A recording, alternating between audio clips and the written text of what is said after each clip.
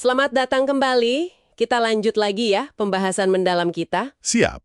Kali ini kita mau gali satu aturan spesifik dari bukunya Richard Templer, The Rules of Management. Buku yang bagus itu. Betul. Yang kita fokuskan sekarang aturan ke-30, tidak perlu selalu jadi yang terakhir bicara. Judulnya aja udah bikin mikir ya. Iya kan? Sumber kita ya dari buku itu langsung.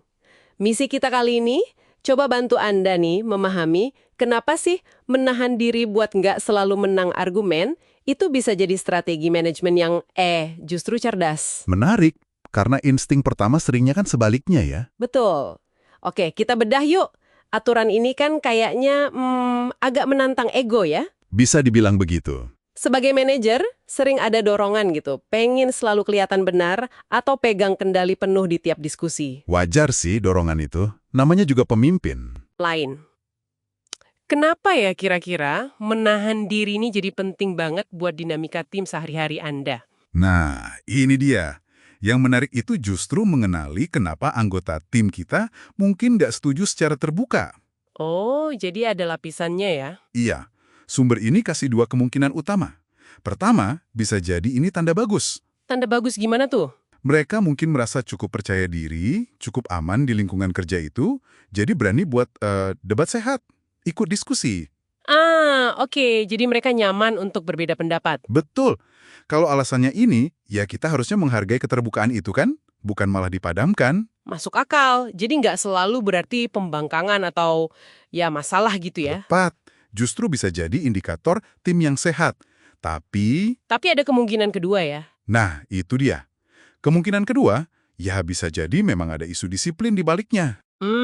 Oke. Ini sisi lainnya. Kalau memang indikasinya ke sana, sumber ini menyarankan kita menanganinya secara pribadi, terpisah. Jadi jangan di forum gitu ya. Betul. Jangan malah memaksakan kehendak atau pengen punya kata terakhir pas diskusi di depan umum. Itu bisa blunder. Setuju.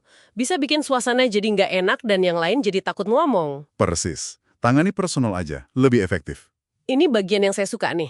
Buku ini menekankan kalau staf Anda itu orang dewasa. Fundamental banget itu. Mereka butuh ruang jadi diri sendiri. Termasuk ya kemungkinan buat nggak setuju, buat argumen, atau bahkan nunjukin rasa nggak puas sesekali. Ya, namanya juga manusia dewasa kan? Dalam tim yang sehat, dinamika kayak gitu wajar kok. Terus kuncinya gimana dong? Kuncinya, seperti ditekankan sumbernya, ya kemampuan Anda buat membedakan. Kapan isunya cukup penting sampai Anda harus punya kata terakhir? Oke, jadi ada saatnya juga ya kita harus tegas? Tentu. Tapi juga harus tahu kapan isunya sebenarnya nggak krusial-krusial amat dan lebih baik ya udah biarin aja, lepaskan. Artinya, kita mesti pintar-pintar milih pertempuran mana yang layak diperjuangkan, mana yang enggak gitu ya? Tepat sekali. Ini bukan soal gengsi, pengen selalu benar, atau mau reaksi tiap detail kecil yang salah. Kadang capek juga ya kalau semua mau dikoreksi.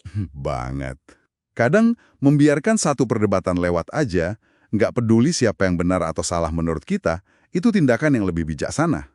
Menunjukkan kedewasaan kita juga ya sebagai pemimpin. Dan fokus pada hal yang lebih besar, yang lebih strategis. Oke, jadi kalau kita tarik benang merahnya nih, buat Anda yang dengerin, apa artinya ini dalam praktek sehari-hari? Artinya, menahan diri buat nggak selalu pengen jadi yang terakhir ngomong, itu bukan tanda lemah.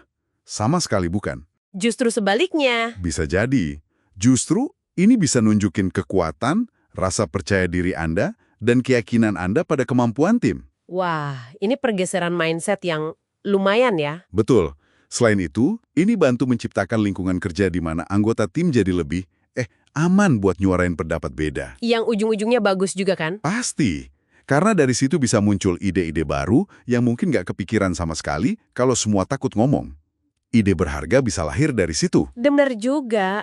Oke, sebagai penutup nih, ada satu pemikiran buat Anda bawa pulang. Silahkan. Gimana kalau dengan sesekali membiarkan orang lain punya kata terakhir, justru itu jadi cara paling ampuh buat bangun loyalitas dan respek jangka panjang dari tim Anda.